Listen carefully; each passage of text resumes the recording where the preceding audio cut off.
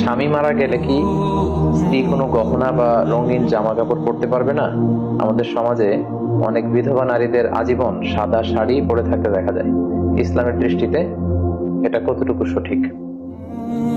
প্রিয় বোন নাসিমা, আপনার এই প্রশ্নের উত্তরে বলবো, কোনো ব্যক্তি যখন মারা যায় তখন তার নিকট আত্মীয়দের উপর শোক পালন করার বৈধতা ইসলাম দিয়েছে, এবং সেই শোক পালনের সময়সীমা হচ্ছে 3 দিন।